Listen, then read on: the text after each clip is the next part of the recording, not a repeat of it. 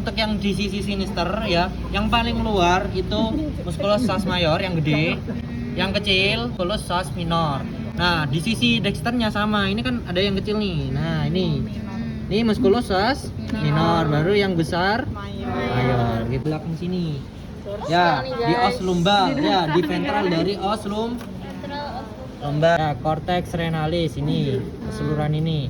Nah, di cortex renalis kita bisa menemukan adanya filtrasi ginjal yang disebut glomerulus. Banyak darah-darah kotor sehingga dan juga terjadi proses filtrasi juga. Jadi sampah-sampah filtrasinya juga masih ada di sini.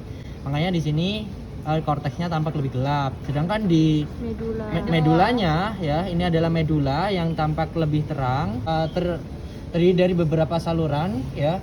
TPA, tubulus, contortus, proximal dan distal juga ada di sini ya. Oke, kemudian di sini kita bisa melihat adanya bentukan segitiga. Nah, segitiga itu gini. Enggak, yang ini aja. Oh, ya. yang itu doang. Sini. Oke. Bagian medula aja ya. Oke. Pelvis renalis ya. Jadi pelvis renalis ini merupakan tempat penampungan, tapi tempat penampungan sementara sendiri ada. Namanya apa? Kemudian kalau kita lihat dari lateral di sini tempat keluarnya ureter, arteri vena renalis ini disebut sebagai hilus renalis. Ya, jadi hilus itu tempat keluar masuknya arteri dan juga ureter. Oke, kemudian di sini kita bisa melihat adanya ureter. Ini ureter. Kenapa bisa tahu ureter? Karena dia terhubung dengan vesika urinaria di sini. Ya. Jadi ginjal sendiri divaskularisasi oleh arteri renalis ya. Jadi arteri renalis ini dia cabang langsung dari aorta abdominalis ya. Jadi kalau aorta itu menembus diafragma itu sudah disebut sebagai aorta abdominalis. Kita bisa menemukan adanya bentukan seperti bentukan kacang yang lebih panjang dan kecil, pipih ya, ini ya. Ini adalah glandula suprarenalis ya. Ini adalah salurannya, nih. Kelihatan nggak kayak benang nih, ya. Nah, ini terhubung kemana? Ke ginjal. Nih, tak tarik terus. Nih. Ya. Ureter ya, nih. Ini ligamentumnya ya. Ligamentum menggantung gitu ya. Bentukan di pubis ya. Cavum pelvis ya. Ini arteri apa? Cirinya apa? Ovarika nih, bulat-bulat melengkung-melengkung. Gitu. Arteri ovarikanya. Jadi kalau pada jantan jadi arteri testicularis, kalau di betina jadi arteri ini VO. Iya. VO-nya di tampak di ventral itu ada kantong vesika urinaria, tapi kalau dipencet dia lunak. Beda kalau kita pegang atasnya, ini keras karena adanya cincin-cincin uteri atau cervix uteri. Iya. Ya, kenapa? Banyak lemaknya. Tubuh kapasitas lemaknya full, misal udah di sini full, ya dia akan masuk ke organ-organ vital ya. Ya, berarti ini yang dorsal. Dorsalnya ini ada cincin-cincin tulang rawan ya.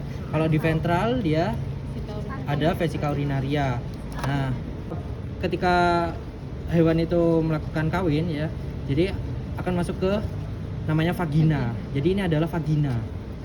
Nah, di vagina, setelah vagina dia akan semakin ke dalam. Ini kita bisa menemukan adanya cincin-cincin tulang rawan yang disebut sebagai cervix uteri ya. Jadi kalau misalnya kita melakukan IB ya, kan kita kan masukkan tangan di rektum. Nah, jadi kalau misalnya udah menemukan 3 kali lekukan, kalau keempat itu sudah mencapai korpus ya. Jadi itu langsung disemprotkan. Jadi di sini ya nanti akan fetus itu berkembang embrionya, kemudian nah percabangan ini disebut sebagai bifocardio cornualis ya, karena dia bercabang menjadi 2 ya, seperti bertanduk kanan kiri. Masih cornua atau tanduknya. Ya. Kemudian di sini kita bisa menemukan adanya tuba falopii. Oh itu, saluran itu. Iya, jadi tuba falopii merupakan tempat pertemuan ovum dan sperma. Ya, jadi pembuahan terjadi di sini. Oke. Setelah itu kita bisa menemukan adanya fimbre. Ya, fimbre itu yang ini, berlekuk-lekuk ini. Ya. Ah. Ah. Oke. Kemudian baru yang ini disebut sebagai ovarium.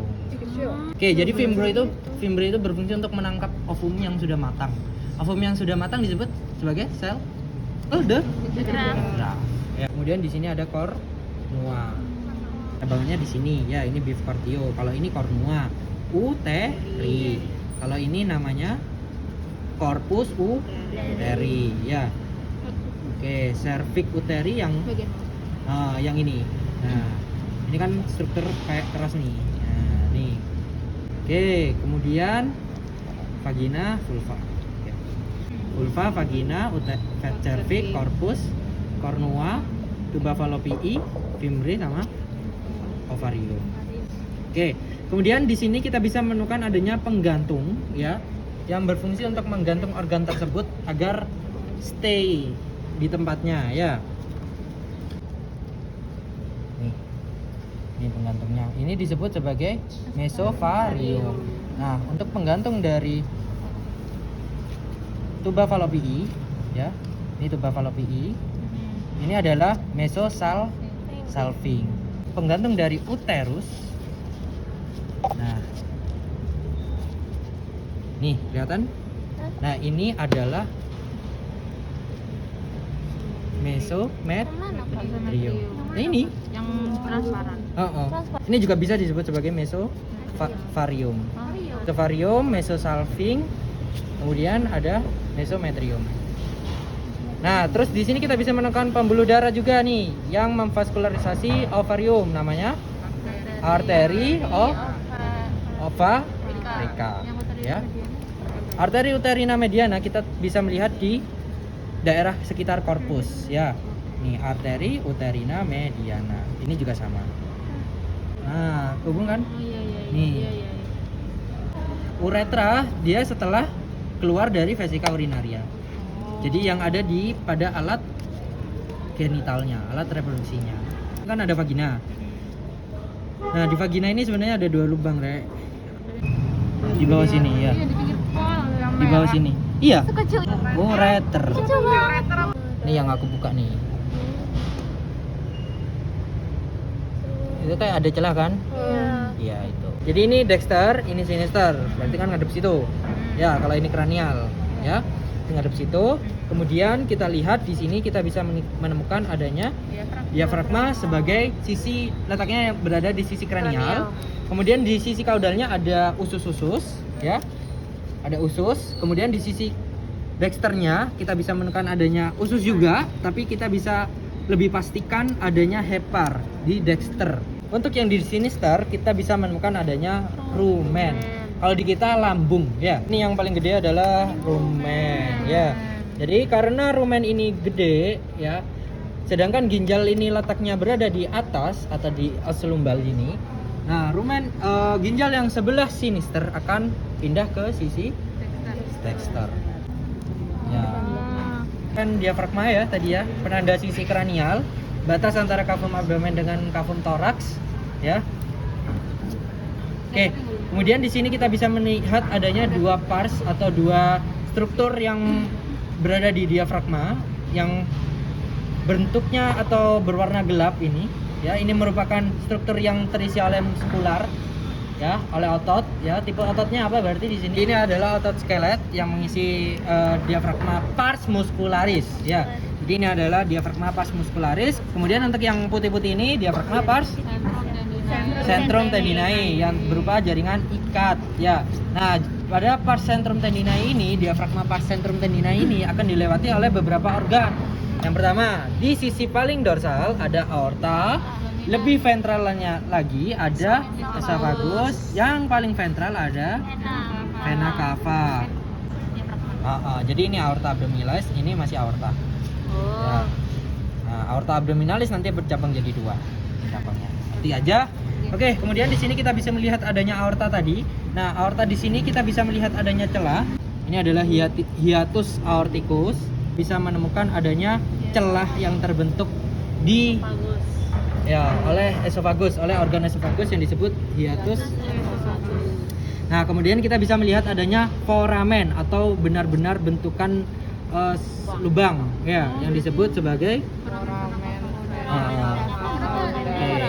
Jadi beda celah yang terbentuk karena adanya organ yang menembus.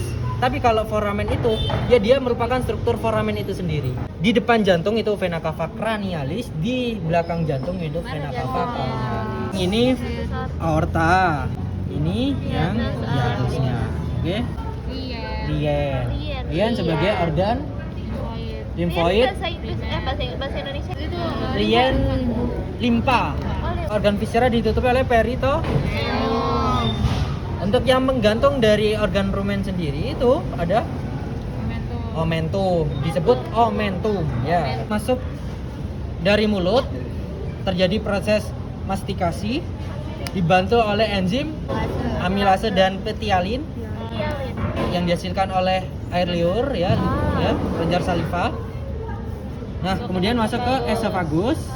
Kemudian dari esofagus akan tembus ke rumen. Bagian lambung sisi depan disebut kardia. Oke, kemudian untuk sisi dalamnya ini ada fundus ya. Oke, tapi itu tidak kita pelajari di sini. Yang kita pelajari di sini adalah bahwa rumen itu berkantung ya. Dia merupakan kantung. Jadi kantung terbagi menjadi 4 kantung. Yang pertama, kantungnya yang lebih besar. Yang ini adalah saccus ruminis dorsalis. Untuk yang ventral ini saccus ruminis ventralis. Ya, ada ventralisnya ya. Nah, ini saccus ruminis dorsal, saccus ruminis ventral. Nah, lebih ke kaudalnya lagi yang ini. Nah, kita bisa menemukan kantung yang buntu yang disebut saccus secus. Nah, karena letaknya di dorsal berarti saccus secus dorsal, caudo dorsal dan saccus secus caudo ventral. Jadi itu ditunjuk di paling caudo ventral. Nah, ini pasti saccus secus caudo ventral. Caudo dorsal, sorry.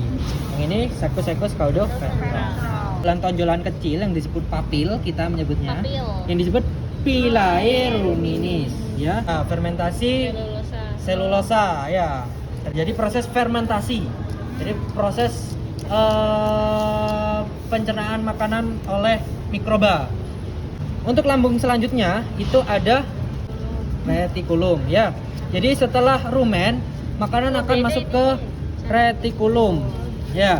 Jadi di retikulum kita bisa melihat adanya mukosa retikulum yang berbentuk seperti sarang lebah yang disebut selulae reticuli. Dia strukturnya padat ya, dia kaku karena terjadi pencernaan mekanik. Jadi retikulum, omasum dan abomasum. Oke, kemudian dari retikulum ya, kita bisa menemukan adanya omasum. Ini adalah omasum yang terlihat mukosanya seperti lembaran yang disebut lamina omasi.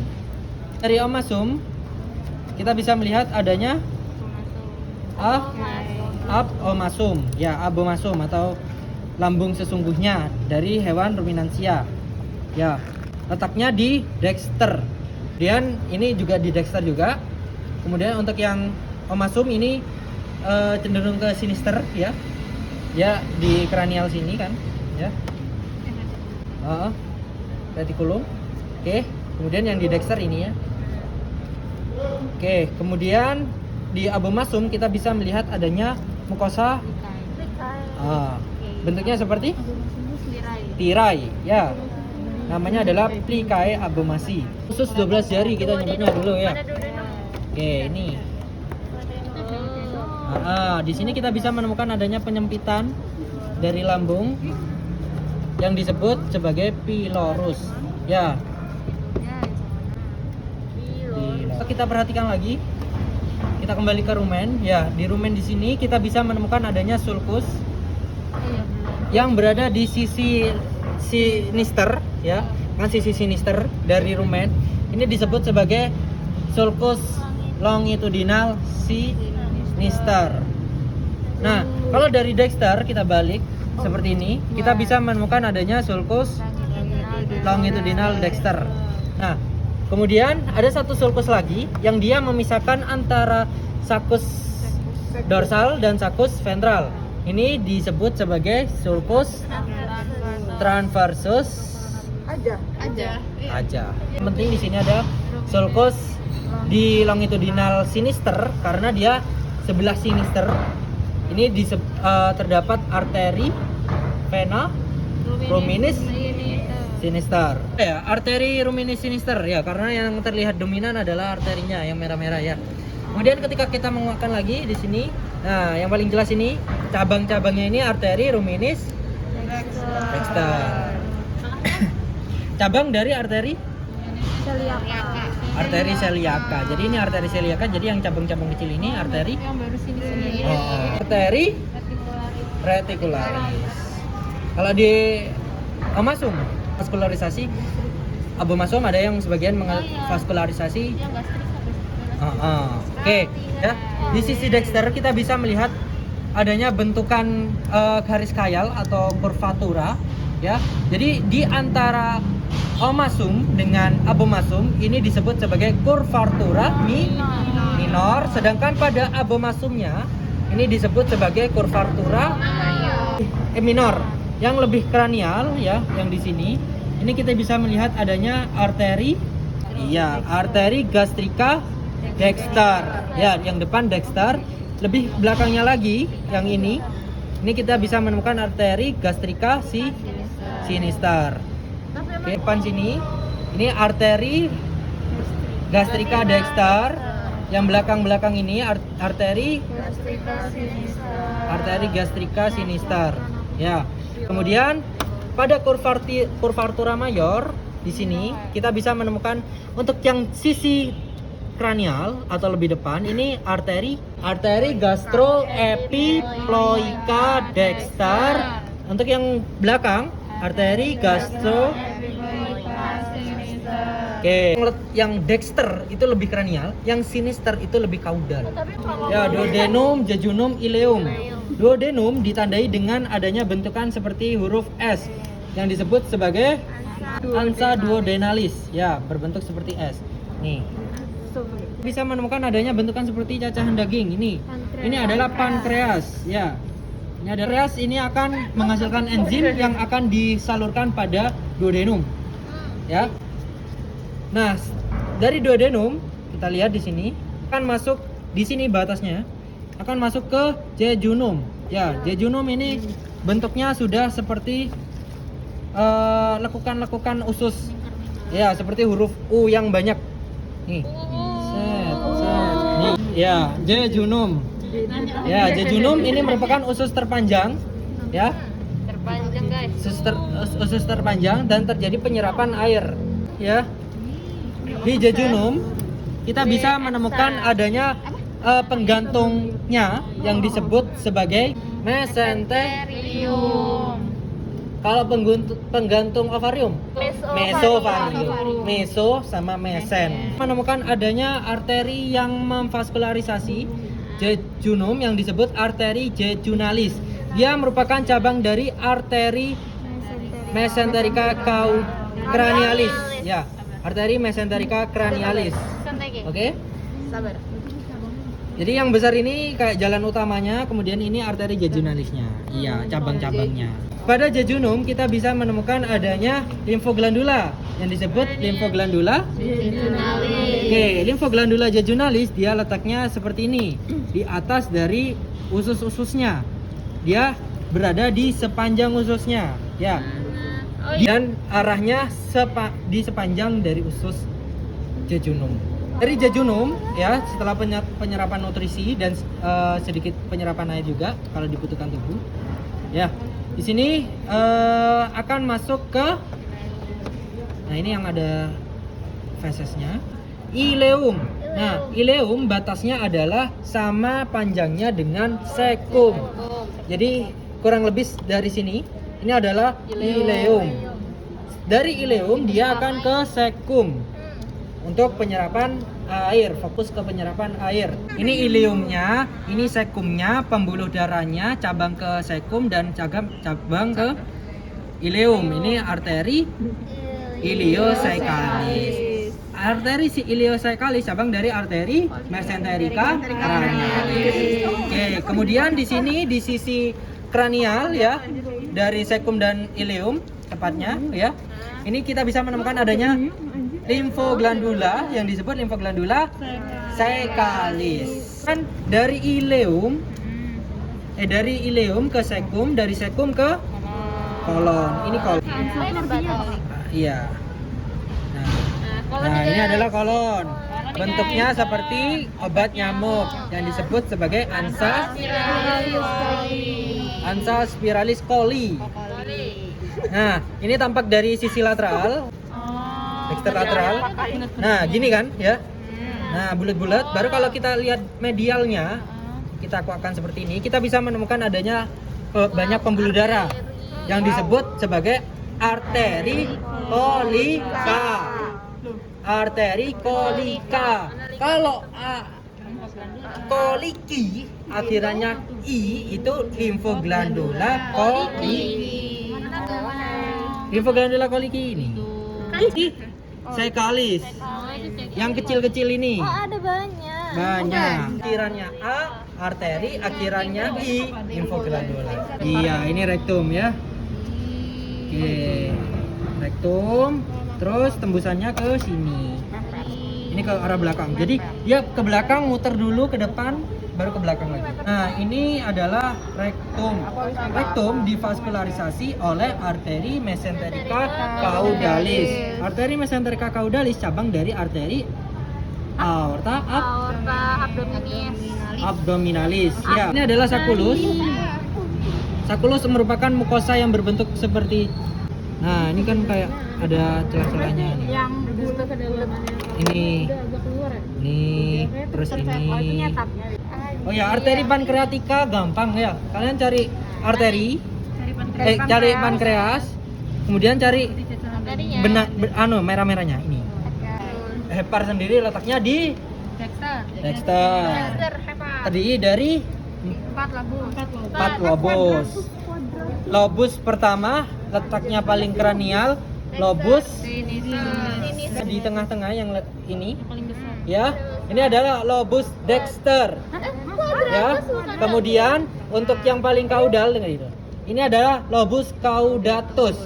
Oke. Kemudian kalau kita lihat dari sisi medial di sini ya, kita bisa melihat adanya lobus sinister. Baru yang ini adalah lobus quadratus. Nah, ini kan ada batasnya nih ya. Ini adalah lobus quadratus. Kemudian yang ini adalah lobus caudatus. Oke. Jadi untuk lobus quadratus itu hanya terlihat dari sisi medial. Letaknya di lebih dorsal yang ini. Yang lebih kranial ini dari hepar, ini lobus sinister. Yang lebih kaudalnya lobus dexter. Dan lebih kaudalnya lagi ada bentukan impresionya dari renalis. Ini adalah lobus caudatus. Kalau kita kuatkan seperti ini, nah kita bisa menemukan adanya lobus quadratus. Ya, letaknya lebih dorsal. Ini batasnya nih, ya, nih, oke. Di sisi medial dari lobus dexter. Jadi lobus dexter itu tidak bisa diidentifikasi di sisi medial. Oke, jadi sinister, lobus quadratus, caudalis. Ya, jadi ini kayak caudalis yang memanjang. Vesica velea. Putih-putih nih, ya. Ini adalah ductus hepaticus karena dia menuju ke hepar. Terus yang ini adalah ductus cysticus. Nah, kemudian di sini akan terjadi penyatuan nih. Nah, dari kanan kiri ini adanya satu ini. Nah, ini adalah ductus choledocus yang menuju ke duodenum, menuju ke hepar. Cysticus menuju ke vesica velea. ductus coledocus dia menuju ke duodenum atau dia merupakan penyatuan dari cysticus dan hepaticus. Lobus, sinister dan dexter ini adalah Visura. visura Ligamentum teretis. visura ligamentum teretis ya. Karena di sini letaknya ligamentum nih, ligamentumnya nih. Ligamentum. Set ini impressio costalis. Kalau dari medial caudalnya ini kan jelas renalis ya. Kalau dari medial Nah, itu loh. bingung. Urutan lambung rumen. Retikulum, abomasum, abomasum. Ya, seperti ini kan bentuknya. Retikulum letaknya lebih kranial dan ya, paling kranial ya dari sistem pencernaan. Kemudian di belakangnya ada omasum. Kemudian yang paling bawah ada Abomasum. kita lihat di sisi ventral ini adalah impressio abomasi. Untuk yang sisi tengah sini caudalnya ya. Ini adalah impressio omasi. Kemudian yang lebih kranialnya dorsokranial ya, ini adalah impressio reticuli. Set. Impressio percava. Caudalis. Iya. Heparnya mana? Hepar. Oh ini. Ya kan ini hepar semua. Ya. Impresionya ini. Impresinya di atas guys.